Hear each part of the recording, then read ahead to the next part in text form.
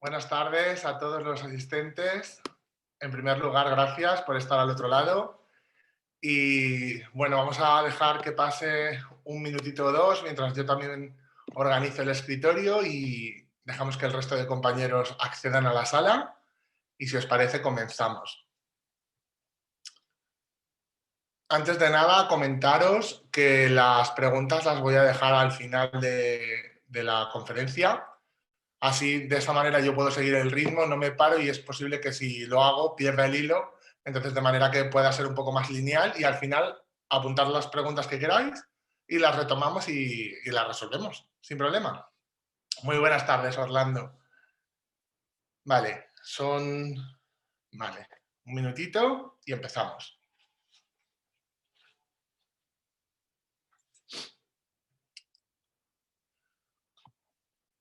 Muy buenas tardes, Juan Manuel. Bienvenidos. Bueno, si os parece, termino esto. De acuerdo. Ahora mismo no estoy leyendo el chat, por lo tanto no puedo ver si alguien escribe o no escribe porque eso me tapa la pantalla, de manera que no puedo prestar atención. Si alguien deja alguna pregunta escrita, intentaré retomarla cuando finalicemos, ¿de acuerdo? Bien. Vamos a empezar con esta charla en la que vamos a hablar sobre requerimientos nutricionales para situaciones especiales. Cómo se recaban estos datos y un poco esas alternativas que tenemos o esas herramientas para poder conseguir un tratamiento óptimo a nivel nutricional de cara a un paciente.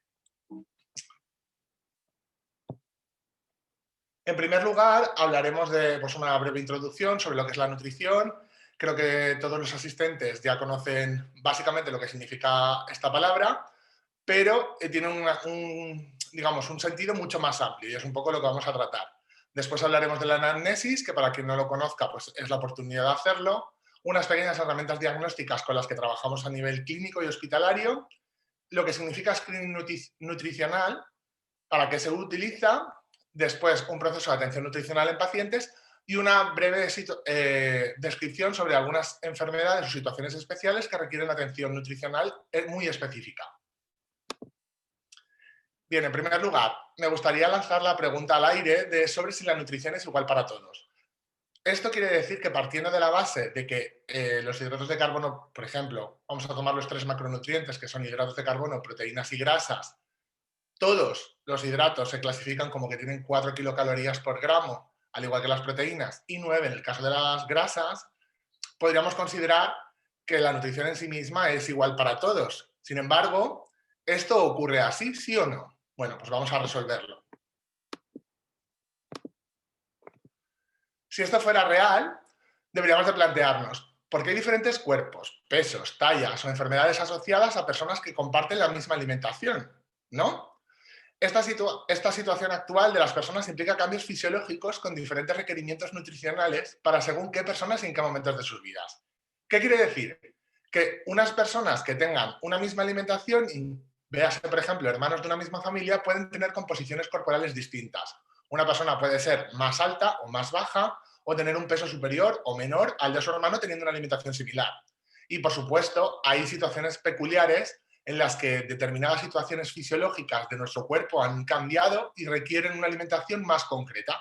Veas el caso de las mujeres cuando están embarazadas, que sus niveles nutricionales deben incrementarse en determinadas vitaminas y minerales para cubrir las necesidades de ese incremento de gasto energético que tienen en esa situación particular. Bien, para determinar si la nutrición va a ser la adecuada, debemos de conocer principalmente los datos esenciales o los factores principales de nuestro paciente. ¿Cuáles serían esos? Bien, el sexo y el género. En este caso he marcado sexo y género porque a pesar de que el género es una construcción social y podría afectar a nivel nutricional, sí que es verdad que va asociado a otras cuestiones que ahora veremos más adelante, como por ejemplo el estrés, que puede sufrir, por ejemplo, una mujer en determinados ambientes. Entonces, en ese caso, podría llevar a una depresión y una mala alimentación. Entonces, habría que tener en cuenta esos dos valores. La edad, porque no es lo mismo alimentar a un niño que a una persona adulta, que a una adulta mayor. La etnia racial, porque tiene también diferencias a nivel nutricional. Disculpa. Por ejemplo, las personas de etnia racial negra tienen mayor intolerancia a la lactosa. Alrededor de un 95% de las personas negras tienen esta patología, de manera que su alimentación se puede ver condicionada debido a una intolerancia bastante severa.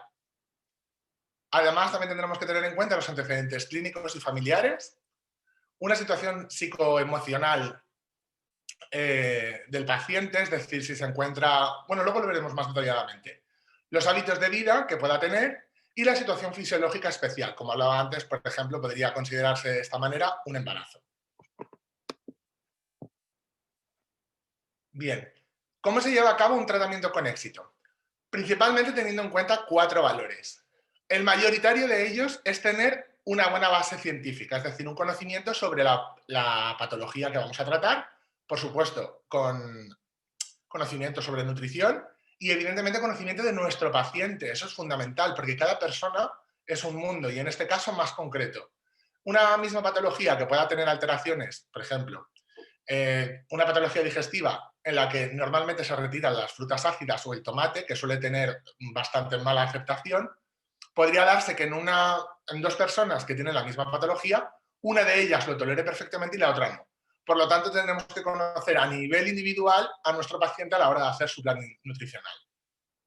Esto conllevaría, por supuesto, una planificación, no se puede dejar de manera al azar, tiene que estar todo bien organizado, basada en pruebas científicas y en base a eso, con nuestro conocimiento, planificar el tratamiento nutricional óptimo para el paciente. Por supuesto, esto lleva una parte en la que ahora sí que implica el compromiso por parte del paciente, que sería la adherencia al tratamiento. Ahora lo veremos más tarde, pero es importante que el paciente esté comprometido a tener ese cambio, o esa mejoría en este caso. Y por supuesto tiempo. No hay una evolución inmediata, es una progresión y eso requiere, pues, desde el inicio hasta el final, pues cierto tiempo en función de los objetivos. Perdón. Bueno, en el caso de la anamnesis, vamos a conocerla como la entrevista. En este caso, podemos valorar que es la herramienta principal para evaluar el estado de los pacientes.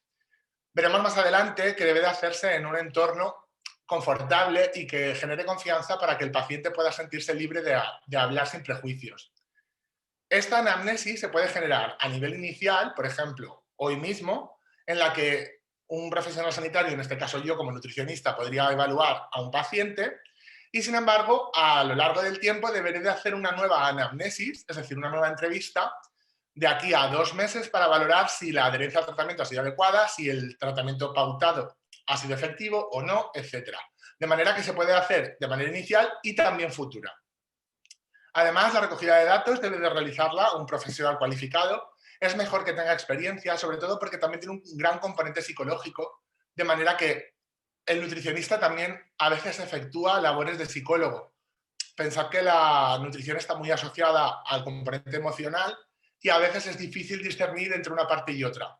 Y tiene, pues, un gran componente, pues eso, mental a la hora de alimentarse. ¿Qué datos deben de recopilarse? Bien, los datos principales que debemos de recoger en una anamnesis bien hecha serían los datos personales del paciente, por supuesto, como serían edad, sexo, peso, talla, etc. El historial clínico y medicamentoso, ahora los vamos a desarrollar, estos ítems. Los antecedentes médicos y familiares, los hábitos de vida, es decir, entre ellos incluiríamos, pues, el sueño, la actividad, si tiene consumos tanto de alimentos como de otras sustancias. Y su adherencia al tratamiento o iniciativa al cambio. Bien. La entrevista ha de ser distendida, como os decía, sin prisas y en un entorno favorable y acogedor para el paciente. Esto es esencial, porque en un entorno en el que se genera conflicto o no tenemos un buen rapport con el paciente, esta palabra significa el feeling que podamos tener médico-terapeuta con el paciente en este caso. Ese rapport debe de ser bidireccional, es decir, tanto como profesional tengo que tener buena sensación con el paciente y tener buena química, que hablemos un lenguaje común y que podamos ser capaces de trasladar, en mi caso, los conceptos que él necesita conocer y él las necesidades que tiene para poder cumplirlos. Además, deben entablarse una relación sincera. Por supuesto, no sirve de nada que el paciente mienta al terapeuta, porque en este caso entonces no tendría ninguna cabida. Y por supuesto tiene que ser de confianza, de manera que si yo ofrezco pues, datos que no son los correctos o los esperados por mi terapeuta, que no me sienta juzgado. Y lo que os comentaba al principio, de que también debe generarse un tipo de apoyo emocional y psicológico, puesto que va muy ligado la nutrición con el carácter emocional. Bueno, los alimentos deben de medirse adecuadamente, como por ejemplo con herramientas como los cuestionarios de frecuencia. He dejado una pequeña imagen aquí en la diapositiva en la que podemos ver solo el breve encabezado de un cuestionario de frecuencia de consumos. Este cuestionario es una tabla muy extensa en el que podemos tener pues, la alimentación. En este caso es un cuestionario adaptado a la alimentación mediterránea. En el caso de las personas de Latinoamérica, que sé que tenemos pues, muchos asistentes a la conferencia que sois de allí, debería de adaptarse a la alimentación latinoamericana, puesto que tenéis alimentos distintos a los que hay aquí en España. Entonces, hay herramientas que están plenamente adaptadas porque lo que se trata es de conocer los hábitos alimentarios reales de esa persona. En este caso, van descritos por grupos. Por ejemplo, empezaría por los lácteos, luego tendríamos hidratos de carbono complejos, por ejemplo, como las legumbres, pescados, carnes, verduras, y dentro de estos grupos irían segmentados. Por ejemplo, en el caso de las carnes, pues irían carnes de primer tipo, con grasa o sin ella, carnes blancas, carnes más magras, etc. Y tenemos también una relación en función de las veces que se consumen por semana, de manera que cuando el paciente cumplimente este cuestionario, a mí me ofrezca una relación más o menos sobre los tipos de alimentos que que está cumpliendo ahora mismo el paciente. Así yo puedo valorar si la ingesta que tiene es adecuada o, por el contrario, necesita cambiar ciertas costumbres de su alimentación. Bien, en los antecedentes, por ejemplo, deberíamos de recoger, estamos hablando de la anamnesis ahora mismo, deberíamos de valorar enfermedades hereditarias, por ejemplo, la hemofilia, que es un problema sanguíneo de coagulación. En este caso, ¿por qué es importante conocer estos datos que son hereditarios? Pues porque, por ejemplo, ciertas verduras o vegetales de hoja verde tienen un exceso de vitamina K y esto podría influir más o menos en el tema de la coagulación. PKU es la fenilcetonuria. Entonces es una enfermedad hereditaria que también tiene pues, un componente con la fenilalanina, que es un aminoácido y también generaría pues, ciertos rechazos en algunas alimentaciones y es importante conocerlas. Los factores predisponentes, como podría ser hipertensión o diabetes mellitus tipo 2, esto obviamente son condicionantes alimentarios, puesto que en el primer caso, en la hipertensión, pues no debería de tomar alimentos con sal, bajos en conservas, bajos en grasas. En el caso de la diabetes, por supuesto, tendríamos que controlar el tema de los hidratos simples, por supuesto, y también los hidratos complejos, es decir, no tienen las personas diabéticas la libertad que pueden tener los pacientes sin patologías. Estos son dos ejemplos, pero hay muchos factores predisponentes. En las situaciones pasadas, condicionantes, por ejemplo, podríamos encontrar un bypass gástrico en el que se comportaría una restricción intestinal, de manera que el síndrome de mala absorción condicionaría la alimentación del paciente, ya no tanto en las cantidades, sino en los alimentos que deben ingerir para que la absorción que obtiene de ellos sea la correcta. La insuficiencia renal crónica, pues deberíamos de valorar incluso la diuresis, es decir, el tema de la orina y de la hidratación, porque son valores que también entran dentro de nutrición. Cuando hablamos de alimentación, se habla tanto de alimentación sólida como líquida y, por supuesto, del agua básica. Bien, en la situación psicosocioemocional, perdón, trataríamos en primer lugar los aspectos laborales del paciente. Pues qué turnos de trabajo lleva. Esto puede dificultarle que pueda llevar un orden de comidas, que pueda, digamos, pautar su alimentación en 3 tomas, en 5 tomas. Pues en función de los turnos de trabajo que tenga el paciente, podremos valorar si es capaz de cumplirlos o no. Las horas de la jornada, si por lo tanto está muy cansado o trabaja poco. En este caso, por ejemplo, estar desempleado, además de tener mucho tiempo libre, que podría conllevar a que tiene tiempo para poder cocinar, pero también un estrés o unos malos hábitos, sedentario. Todas estas situaciones es importante que las tengamos claras cuando hacemos una anamnesis completa de un paciente.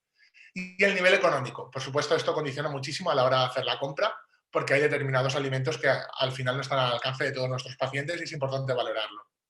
La salud emocional, si es una persona estable o tiene, por tanto, algún tipo de desequilibrio o patología, esto podría llevar a una ansiedad pues no patológica, es decir, que tiene breves brotes y que es capaz de controlarla de manera puntual, o que, por otro lado, precisa medicación y, por tanto, tendríamos que tener también en cuenta esos valores.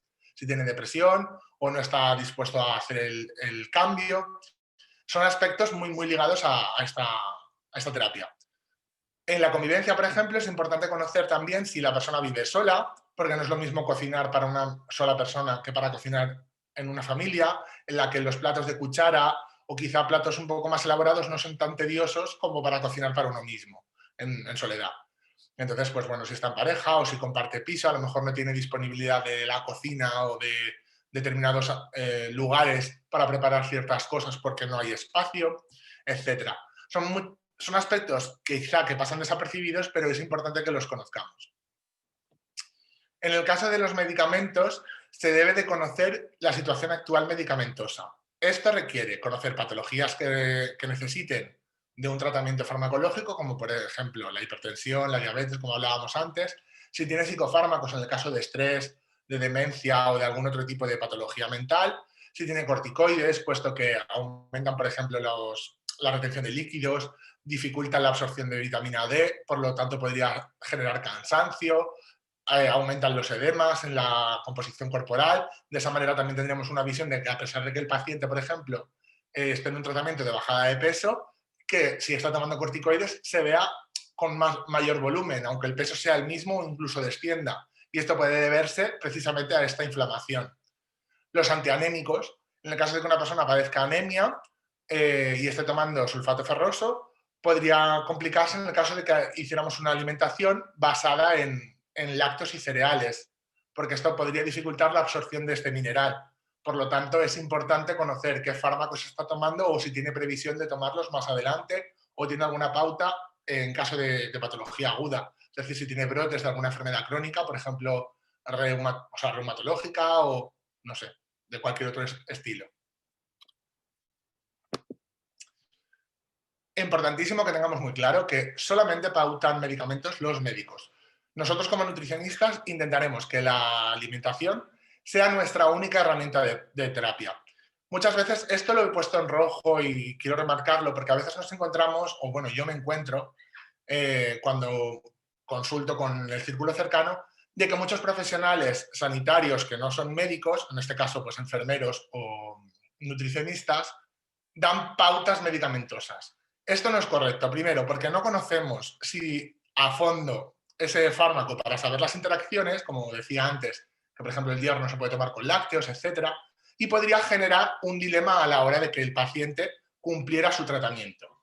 Perdón. Disculpad. De esta manera es importante que esta pauta se cumpla de manera rajatabla, es decir, solo los médicos pueden pautar esto. Nosotros como nutricionistas o terapeutas nutricionales podemos derivar a nuestro paciente a un médico de cabecera que lo vea, lo valore y con una recomendación nuestra podemos pautar que tenga un suplemento en el caso de que necesite vitaminas, etcétera. Porque sí que es verdad que podremos ver analíticas donde valoraremos si es necesario o no. En el caso de los hábitos de vida, el sueño sería uno de los componentes principales. Una persona que no descansa tiene, casi con total seguridad, un mal comportamiento a lo largo del día. Esto podría deberse, por ejemplo, a pautas de insomnio, de ritmos circadianos alterados, es decir, personas que trabajan en turnos de noche, que pueden ser camioneros, por ejemplo, o personal sanitario que trabaja pues en hospitales o centros de trabajo donde hay plantas, por ejemplo, de fabricación que se trabaja a nivel nocturno. Las horas de sueño que cumple, si tiene solamente 3, 4 horas, es insuficiente para cubrir las necesidades, por lo tanto la persona estará muy cansada y esto conllevará que consuma, por ejemplo, muchos más hidratos simples, de manera que le den ese subidón de energía que necesita debido a que le falta sueño. La actividad, en este caso, por ejemplo, deberíamos de valorar pues, las horas de ejercicio que hace, si tiene tiempo libre, la disponibilidad o las limitaciones, porque podemos encontrarnos con pacientes que tienen limitaciones por alguna lesión en las piernas o incluso que se presenten en silla de ruedas. Y en este caso tenemos que valorar las pautas de ejercicio en función de la disponibilidad que tiene el paciente. Y, por supuesto, el consumo de sustancias. Como hablaba al principio, no solamente de los alimentos que tomaría en este caso, sino también si toma alcohol, que serían calorías vacías, es decir, no aportan absolutamente nada al organismo, el tabaco u otro consumo de drogas. Esto es importante que el paciente tenga claro, que es importante explicarlo, porque el terapeuta debe de conocer la situación actual. Y, como decía al principio, estamos en un clima de confianza en el que el paciente debe de ser libre de expresarse sin temor a prejuicio. ¿Sí? ¿Está bien? Sí. Bueno, en la adherencia al tratamiento veremos que muchas veces nos encontramos en que hay pacientes que acuden al nutricionista de manera voluntaria. Esto ya nos da una señal de que el paciente está en el momento de compromiso con el tratamiento. Es decir, yo acudo para bajar de peso y muy probablemente ya esté concienciado a que voy a hacer una terapia a través de la alimentación. Sin embargo, muchas veces nos vemos obligados a esa situación. Es decir, me acaban de dar un diagnóstico médico, del tipo que sea, con una patología clínica que requiere una alimentación controlada y en este caso me veo obligado a seguir una terapia. Eso muchas veces genera un punto de conflicto con el yo interno de la persona y lo que hace es que rechace por completo tanto el tratamiento farmacológico o clínico que requiera como el de nivel nutricional. En el tiempo del tratamiento, por supuesto, valoraremos si es crónico, si es puntual, si es algo muy prolongado, principalmente por la desmotivación. No es lo mismo una persona que acude con un tratamiento crónico porque tiene una enfermedad, por ejemplo, como la psoriasis, que es una enfermedad que cursa en brotes y que debe de tener una pauta alimentaria, pues a lo mejor concreta, pautada por su médico y cumplimentada con el nutricionista o el terapeuta, y algo puntual. Una persona que ha tenido pues un problema de una cirugía digestiva y requiere pues, una alimentación adaptada, o algo muy prolongado, como por ejemplo podría ser una persona que requiere bajar 30 kilos de peso, que no es algo que se haga de manera inmediata, y este tiempo tan excesivo podría llegar a generar desmotivación y abandono del tratamiento, etc. Por eso es importantísimo el apoyo emocional. En el caso de la anamnesis, se puede valorar como si fuera una herramienta cíclica, es decir, empezaríamos con una valoración de la situación actual del paciente, es decir, esa primera entrevista, en la que recogeríamos los datos de todos los aspectos en los que hemos tratado ya, se generaría una propuesta dietético-nutricional, en este caso hablaríamos pues, de dieta, de educación alimentaria, reacondicionamiento del paciente, en el caso de que tenga algún hábito que hay que corregir, y una fijación de objetivos a corto, medio y largo plazo.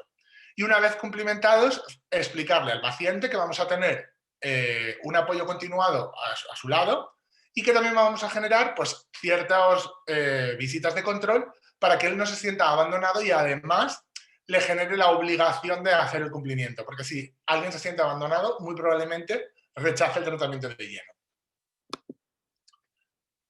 ¿Cómo lo vamos a hacer? Bien, en este caso tenemos que echar mano de ciertas herramientas diagnósticas. Vamos a ver unas cuantas. En este caso hablaríamos del IMC. Este es el índice de masa corporal, que se hace mediante la fórmula del peso en kilogramos partido de la talla en metros cuadrados, de manera que nos daría un IMC en una escala que ahora valoraremos en la siguiente diapositiva. Esta herramienta no debe usarse de manera aislada. ¿Por qué? Porque no es apta para personas con una altura muy elevada ni tampoco por debajo de 1,45. Cuando digo muy elevada es a partir de 1,95 m aproximadamente. No debería de utilizarse el IMC, porque se valora en población estándar y las personas que son muy altas o muy bajitas no tienen este rango, entonces la valoración no es lo mismo la complexión de un cuerpo de un niño, por ejemplo, que tiene una altura de 1,30 m, porque es pequeño, y su complexión de hombros es muy estrecha. Y lo mismo ocurriría con una persona muy grande, que sería, por ejemplo, mi caso, que tengo una envergadura bastante grande, y por tanto mi tamaño no condicionaría el IMC de manera adecuada. Es una herramienta que tiene la ventaja de que no difiere por sexos, puesto que lo que está midiendo es masa corporal y es una medida de área, y por supuesto es muy rápida de calcular. Esta sería la clasificación por IMC, de manera que una persona que estuviera en su normopeso estaría en un IMC entre 18,5 y 24,9. Eso sería, digamos, el rango adecuado. Por debajo de 18 sería infrapeso y por encima de 25 sería sobrepeso. Como ven, a partir de 30 empezarían los problemas. La parte de sobrepeso es importante dejarla clara a los pacientes principalmente que se encuentran en esta fase, que tienen un gran componente de ansiedad, que el sobrepeso no genera o no es patológico. Es decir, una persona que está en ese rango puede vivir perfectamente sin ningún tipo de complicación. Se intenta que baje a normopeso, pero no porque sea inadecuado o esté patológicamente comprometido, sino porque puede llegar a pasar al grado de obesidad de una manera bastante cercana. Entonces, las personas que tienen sobrepeso tienen tendencia a acumular grasa y eso conllevaría a que muy fácilmente podría llegar a pasar de un sobrepeso a una obesidad de grado 1 o en el caso de que incrementara mucho su peso, pues a obesidades más graves, donde sí que esa franja roja marca una patología bastante complicada. Otra de las herramientas que podríamos utilizar son los datos bioquímicos que se obtienen mediante analítica de sangre. Puede adecuarse a valores específicos, es decir, yo como médico podría solicitar que me dieran un perfil bioquímico general o uno específico de marcadores plaquetarios o de anemia o reumatológicos, cancerígenos, etc. Entonces, eso es una herramienta muy valiosa porque aporta muchísima información y a pesar de que es invasiva, un pinchazo es relativamente rápido y soportable. Por lo tanto, aporta mucha información para el coste que tiene. Es importante conocer que los datos bioquímicos valoran la situación actual, muy importante, aunque sí que es verdad que se pueden utilizar para pronosticar un diagnóstico futuro. Pero en el caso de las analíticas, una distancia entre una y otra a nivel temporal de 3 meses sería ya invalidada el resultado anterior. Y por supuesto lo que hablaba de que requiere que un médico pueda prescribirla, no se puede hacer mediante otro profesional. En el caso de la exploración física, que sería otra de las herramientas, ¿qué valores se deben de comprometer? O sea, se deben de valorar aquí. Bueno, se puede valorar, por ejemplo, la dentición. En el caso de que las personas no tengan piezas dentales, le podría dificultar pues, una determinada ingesta con alimentos de difícil masticación, como por ejemplo la carne roja. Se valora también el pelo, puesto que el estado del cabello marca el estado de vitaminas que tiene el cuerpo, etc. La apariencia de las mucosas, como puede ser, por ejemplo, la parte interna del ojo, la coloración rojiza, valora que estamos en un nivel de hemoglobina adecuado. En el caso de que estuviera muy blanco, por ejemplo, podría determinar pues, un principio de anemia. Podría ser el caso. No quiere decir que las personas que lo tengan blanco, cuando ahora alguno de ustedes se mire, pues se lo vea y diga, puedo tener anemia. Podría ser y podría no ser. Eso se tiene que valorar en un conjunto, como hablábamos antes.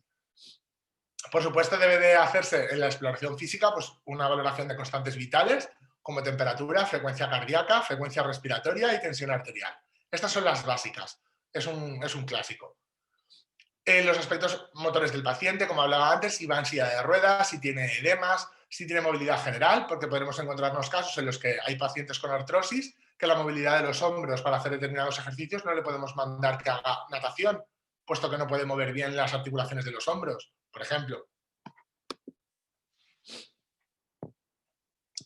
En la valoración antropométrica valoraremos el peso. En este caso se evalúa. Es importante, si tenemos una primera cita con el paciente, que le preguntemos sobre su recuerdo en el peso, que hay pacientes que no recuerdan porque no se pesan, no tienen báscula, o directamente no prestan atención, o no quieren pesarse porque eso les supone un estrés.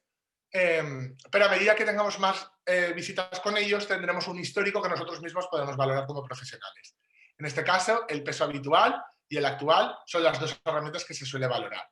¿Cómo se calcula el peso ideal? Pues ahora lo vamos a ver. Hay determinadas fórmulas. Yo he cogido una, sin más, y en la siguiente diapositiva lo vemos. También se debe de valorar la talla, no es lo mismo el peso, como hablaba, de una persona de 1,30 que de una persona que mide 2 metros. Los perímetros es una buena herramienta antropométrica que podemos utilizar, midiendo principalmente el perímetro cefálico, el abdominal, el braquial y en el caso de otros pliegues, como por ejemplo el tricipital, etc. ¿Cómo se hace esto de la medición de los pliegues? Pues a través de una herramienta que se llama plicómetro. Esto es como una especie de pinza que coge el pliegue y lo mide y nos da unos valores y a través de unas determinadas fórmulas podemos conocer el estado de esa persona, el nivel de tejido adiposo que tiene, pues la capacidad de retención de grasa, si tiene edemas, si no, etc. Aunque no lo parezca, en nutrición muchas veces encontramos que son fórmulas matemáticas, y es que al final funciona todo de esta manera. Como hablábamos del peso ideal, he cogido la fórmula de Lorentz, por ejemplo, que únicamente se puede utilizar en adultos, y esta fórmula la he querido dejar de manera anecdótica para que la gente pueda calcular su peso ideal según este autor. No quiere decir que sea el único ni el correcto, y por supuesto siempre es en rangos. Por eso pone más o menos el 10%. Es decir, si el resultado de la fórmula a mí me diera 50 kilos, el más menos 10 sería un 5%, y entonces mi peso ideal estaría comprendido entre 45 y 55 kilos. No hay un peso fijo estándar. Es importante el conocer este dato y hacérselo llegar al paciente, porque principalmente los pacientes, la única herramienta que tienen de valoración de su estado suele ser el peso. Y en las personas, por ejemplo, que tienen sobrepeso, es una sensación muy estresante el valorar y el centrarse únicamente en un dato. Por eso es importante. Bien, en el screening nutricional, ¿qué es esto? Pues bueno, lo podemos definir como el conjunto de actividades para determinar el estado nutricional de un paciente ante un ingreso hospitalario. Es importante que tengamos claro esto. Esta herramienta se utiliza únicamente en situaciones especiales, que es el tema de la conferencia de hoy, en el que vamos a hablar de pacientes que van a recibir un ingreso en el hospital y requieren de una atención específica. ¿Cuál es el objetivo? Bien, principalmente detectar problemas nutricionales que pongan en riesgo la situación actual o bien una situación futura. ¿Qué situaciones podrían requerir pues, este tipo de valoración? Serían todas las intervenciones clínicas que requieran ingreso hospitalario. Es importante tener claro que este screening se realiza únicamente en estos pacientes y que no sean dermatológicas, estéticas o motoras, puesto que las personas que se someten a cirugía plástica, por ejemplo, o estética, esas personas no son pacientes enfermos como tal. Es decir, es verdad que la OMS identifica la salud mental como parte de la salud física y personal, pero en el caso de una persona que se hace una rinoplastia, por ejemplo, un aumento de senos, no entraría dentro de la valoración del screening nutricional, porque no es preciso conocerlo, dado que su estado anterior, su estado basal, sería un estado de salud completo. Como digo, existen excepciones, pero bueno, esto lo debe de valorar el profesional en base a su experiencia y juicio clínico. Por supuesto, requiere también experiencia y habilidades, y esto únicamente se adquiere pues, trabajando en el sector y viendo muchos pacientes, básicamente. ¿Qué debe conocerse en un paciente cuando se le hace un screening nutricional? Principalmente el patrón alimentario actual, es decir, si la persona ingresa porque tiene un cáncer, por ejemplo, debemos de conocer el estado de alimentación que tiene actualmente. Si come, si no come, qué tipo de alimentos toma. A través de todas las herramientas que hemos visto antes, se debe de realizar un estudio pormenorizado. Datos antropométricos. El IMC, en este caso, nos generará una idea, grosso modo, sobre el estado de salud del paciente.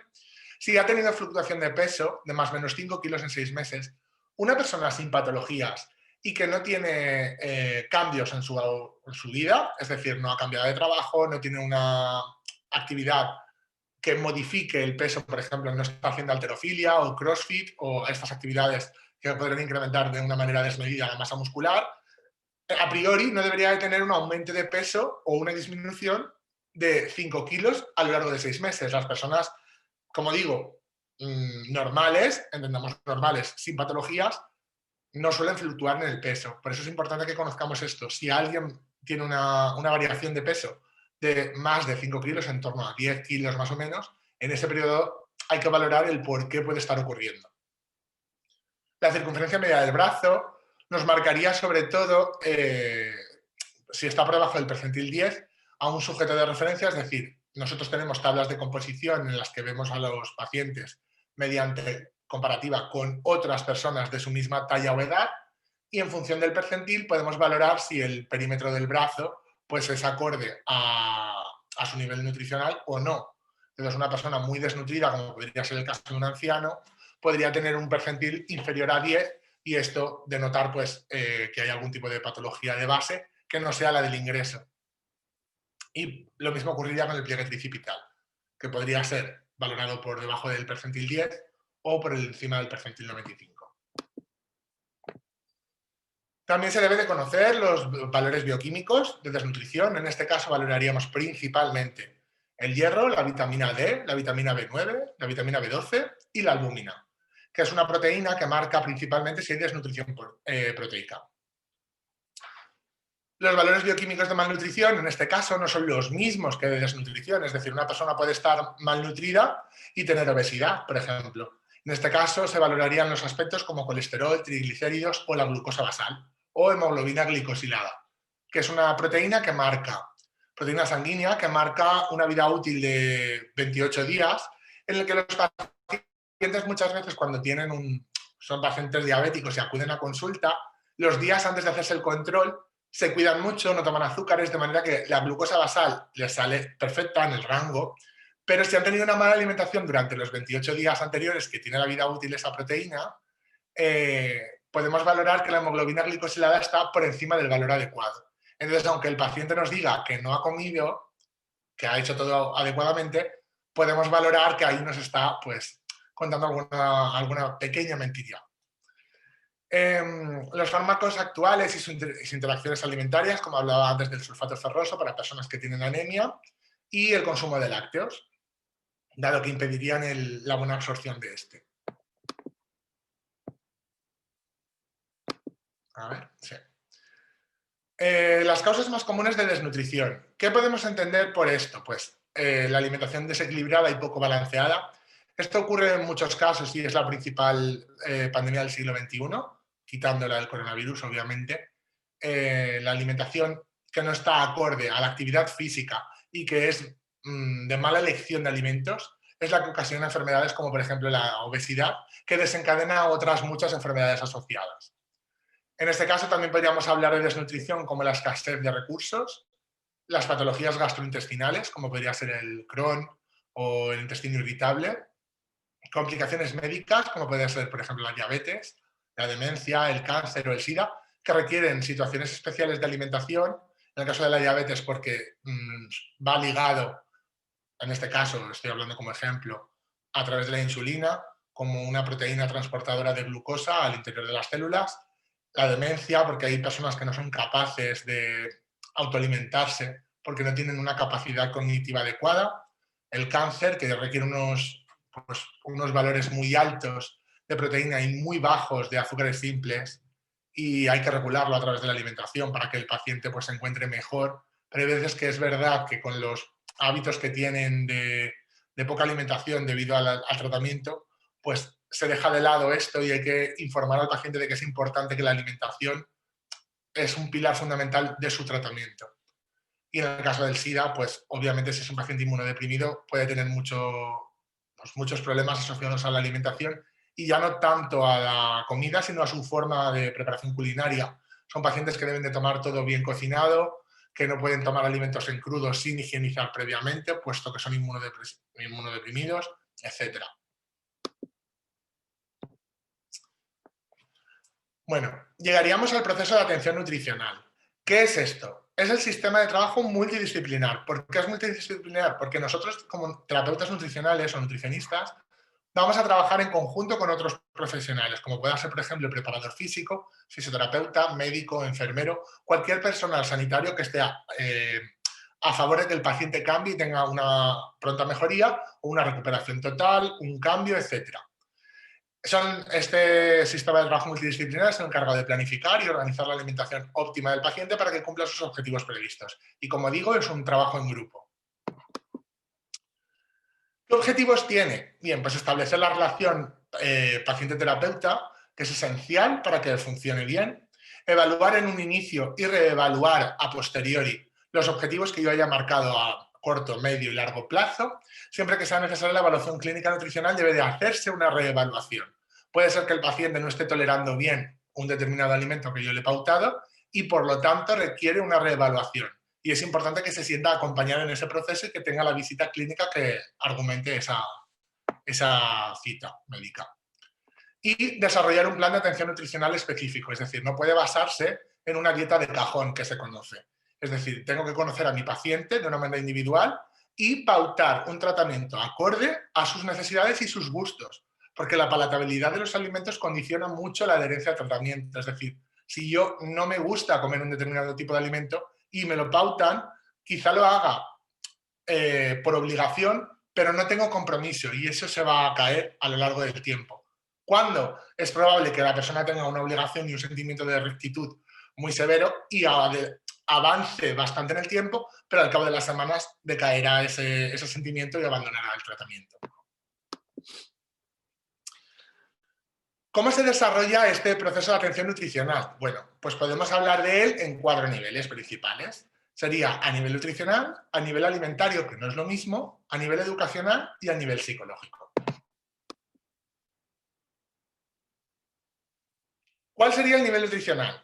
Bueno, pues lo primero de todo es calcular los requerimientos del paciente. En este caso, valoraríamos a través de una fórmula, por ejemplo, como Harris-Benedict, las necesidades nutricionales de este paciente en función de su sexo, su edad y su talla. Y en función de eso, planificaríamos un menú. El ajuste de nutrientes debería hacerse a nivel de macronutrientes y de micro, es decir, los micros serían las vitaminas y minerales, porque puede ser que sea el problema de la patología, y suplementación en caso de precisarse. No debe entenderse como un fármaco y no debe sustituir la alimentación natural. Es decir, si un paciente requiere que tome X valores de proteína, es mejor que le indiquemos que coma huevos, carne o pescado en lugar de que tome batidos proteicos. ¿Por qué ocurre esto? Actualmente está muy de moda y esto sigue tendencias del mercado que nosotros no podemos corregir. Tenemos que adaptarnos a ellas. Pero es importante que al paciente le hagamos ver que la funcionalidad de nuestro tracto digestivo es consumir alimentos sólidos. De esta manera, si yo alimento mi cuerpo a través de batidos, además de que no voy a obtener la saciedad que tendría si consumo un alimento sólido, porque obviamente requiere más trabajo y mi estómago va a estar digiriéndolo mucho más tiempo hasta que lo descomponga por completo, que si yo se lo doy en líquido y ya está todo disuelto. Es mucho más rápido. Y además se atrofian las vellosidades del intestino que están destinadas un poco también a esa función. Por lo tanto, la suplementación debe de hacerse teniendo en cuenta todos estos valores. Puede hacerse y utilizarse si es necesario en este caso, obviamente, para eso está, es una herramienta terapéutica más, pero no debe abusarse de ella y debe de consultarse siempre con el médico en caso de tener algún tipo de duda. Por mínima que sea, es importante tener en cuenta que nosotros no somos médicos. Bueno, a nivel alimentario valoraríamos la correcta vía de administración.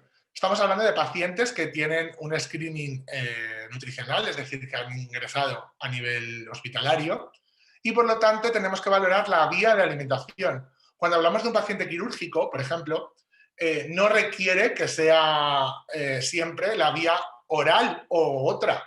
Hay que valorarlo de manera individual, es decir, no es lo mismo que a mí me operen de un pie a que me operen de la garganta. Por lo tanto, ese es el principal valor que tengo que tener en cuenta.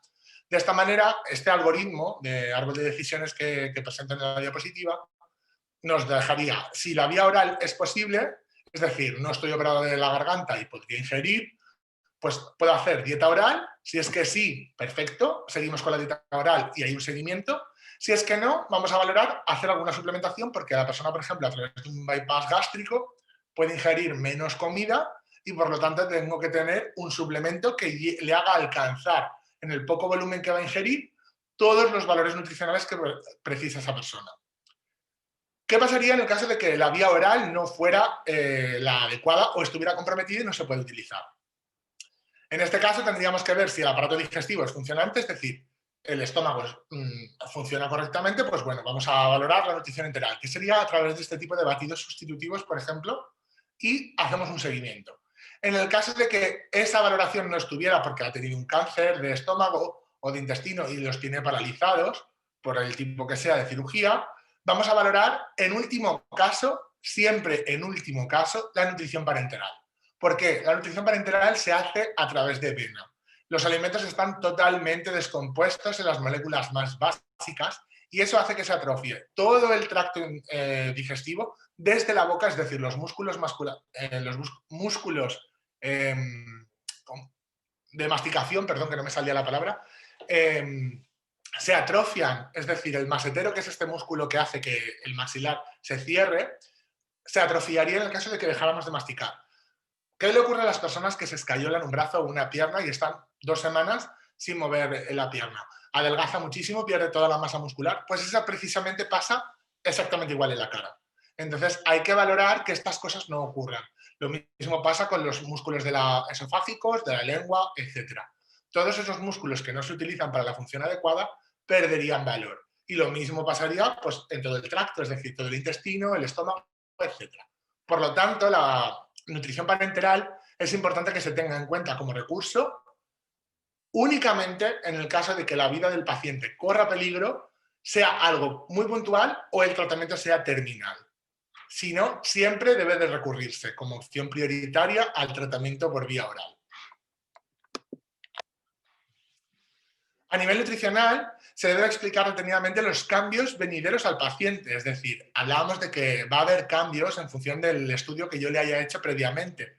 Y es importante trasladar que el paciente va a tener episodios en los que quiera abandonar, quiera volver a tener consumos no adecuados, etc. Y eso debe de conocerlo porque si no, le generará más inseguridad y mucha más ansiedad.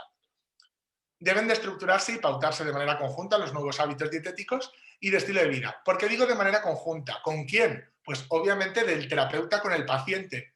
Yo no puedo dar una pauta dietética a un paciente sin conocer sus gustos, porque es lo que hablaba antes. Si la persona yo le puedo dar una dieta y la va a cumplir si está en el periodo de obligación, pero si no tiene compromiso la va a abandonar. Por lo tanto, esto debe de hacerse de manera conjunta. Y por supuesto, siempre es sustituible cualquier alimento. Es verdad que las personas que nos podemos encontrar, de que el paciente te diga, yo no consumo absolutamente nada de pescado. Bueno, no es lo correcto, pero podemos encontrarle una sustitución a través de huevos por ejemplo, y carne. ¿Qué ocurre cuando nos dicen, no, yo es que no consumo absolutamente nada de verduras? Bueno, pues ese hábito tiene que cambiar. No es negociable, es un hábito que se puede corregir. Hay verduras que seguro que tolera. Cuando dicen nunca como verdura o no me gusta ninguna, esto no es cierto. Para eso tenemos el cuestionario de frecuencia de consumo y va detallado todas las verduras para que hay personas que a lo mejor el tomate no lo entienden como una verdura o como la lechuga les gusta, no lo contemplan. Les parece que es natural y a lo mejor lo que no les gustan son las espinacas o la coliflor, por ejemplo.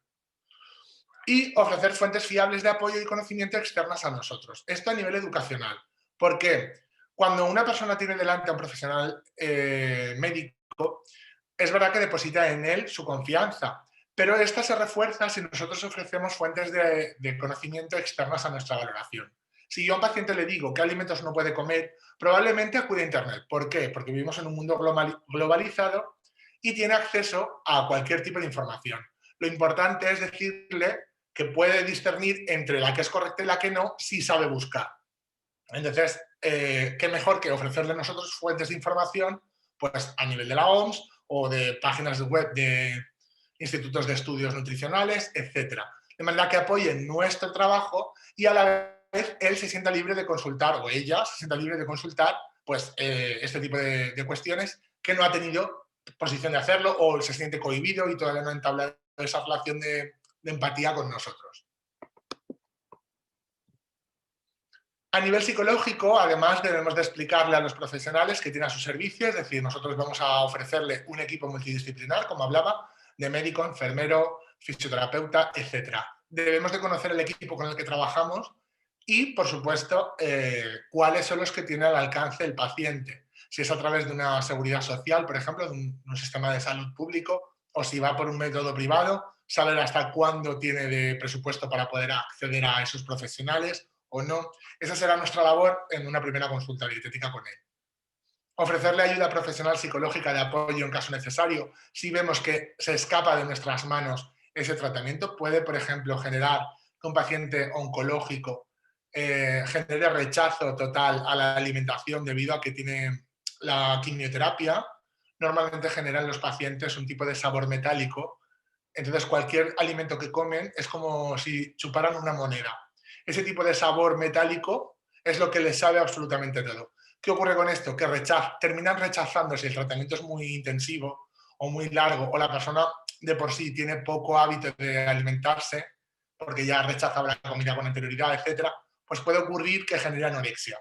Ese tipo de sentimiento escaparía de nuestras manos si no somos capaces de controlarlo y debemos identificar claramente esos pequeños detalles iniciales para poder derivar a un profesional que sea capaz de ayudar al paciente. Y, por supuesto, realizar un seguimiento dietético y también emocional. Nosotros no vamos a abandonar al paciente, como he dicho anteriormente, en ninguna parte del proceso, hasta que se dé de alta en el caso de que el paciente pues, así lo supere. Estamos llegando al final y en este caso, bueno, voy a dar unas pequeñas pinceladas sobre lo que son situaciones especiales y les voy a dejar un poco pues, con esa intriga de conocer más, porque si no sería demasiado largo. Son situaciones especiales, vamos a considerar todas aquellas que requieren una alimentación controlada para no avanzar en la enfermedad o prevenir lesiones graves derivadas de esta. En este caso, por ejemplo, podríamos encontrar la obesidad, pero al ser algo tan común, no se considera una situación especial. En este caso, utilizaríamos la nutrición como una herramienta preventiva, es decir, utilizamos la alimentación o la nutrición como una base para obtener salud. Y por último, bueno, me gustaría invitarles a que si se han quedado con un poco con ganas de conocer más sobre estas patologías, que serían, por ejemplo, desnutrición, la alimentación en pacientes quirúrgicos, aquellos que sufren cirugías digestivas o que se han sometido a trasplantes de riñón, de vesícula biliar, por ejemplo, etcétera, pacientes con VIH, pacientes que han sufrido grandes quemados, que por supuesto tienen que valorarse principalmente por sus necesidades hídricas, a aquellos pacientes que son paliativos o oncológicos. Esto sería derivado a una conferencia posterior y en el caso de que estén interesados, pues les invito a que se estén suscribiendo a nuestros contenidos y, bueno, más adelante poder ofrecerles pues, una dinámica más específica sobre cada una de estas patologías. Y bueno, hasta aquí la conferencia de hoy. En este caso voy a ofrecer un turno de preguntas, de manera que cualquier cosa que me quieran consultar acerca de la conferencia de hoy, pues estoy ahora libre y dispuesto a ayudarles o a resolver cualquier duda que se les plantee. Muchas gracias, Luis Arturo, y sobre todo, pues eso, espero que les haya gustado. He intentado hacerlo lo más dinámico posible para que no se hiciera demasiado técnico. Y como les digo, sé que hay muchas personas que esperaban conocer ciertas patologías muy concretas, pero eso podemos hacerlo en una charla posterior, en una pequeña conferencia dividida por módulos, y así, bueno, pues podemos ahondar más en esas patologías que son súper interesantes. A ver, Marco pregunta, ¿en qué medida el estrés o la preocupación laboral afecta al tratamiento crónico? Por supuesto, es uno de los factores esenciales en este comportamiento. Como hemos visto antes, el componente psicoemocional es uno de los principales factores que afectan al nivel nutricional. Puede darse casos en los que la persona rechace por completo la comida. Aquí en España se dice, se me ha cerrado el estómago y es como que no hay ganas de comer, ya no estoy nervioso o no tengo pues esa sensación de necesitar comer. Y está el otro lado por completo, totalmente opuesto, al que la persona le da por comer para calmar esa ansiedad. Por supuesto, es un factor que hay que controlar. En el momento en el que se convierta patológico y el propio paciente no es capaz de llevar esa sensación de angustia o de ansiedad que le genera la situación que está viviendo, debe de buscar ayuda. Y si nosotros como nutricionistas no somos capaces de cubrir esas necesidades, debemos de derivar a un profesional como un psicólogo o un psiquiatra que apoye nuestra terapia. A ver, Guadalupe dice, interesante, me encantaría conocer las patologías en cuanto a cardiología.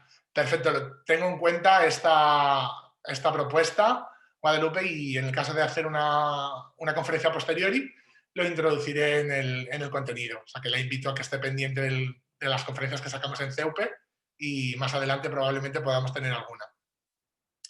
A ver, Luis Arturo dice, me juzgan por el IMC, pero veo que no es lo único a evaluar. Por supuesto, no es lo único. Además, el IMC es aplicable a población estándar, como he dicho antes. Un paciente, por ejemplo, con una masa muscular muy desarrollada, como pueda ser un fisioculturista, no podría aplicársele, porque el músculo tiene un peso muy, muy elevado y las personas con una gran musculatura pues no estarían dentro de este rango. Siempre tendrían una obesidad tipo 1 o tipo 2, cuando es irreal. Obviamente no son personas obesas porque su porcentaje de grasa es bajísimo, pero sin embargo, al ser una herramienta diagnóstica única, podría generar error. Entonces, en este caso no deben de preocuparse.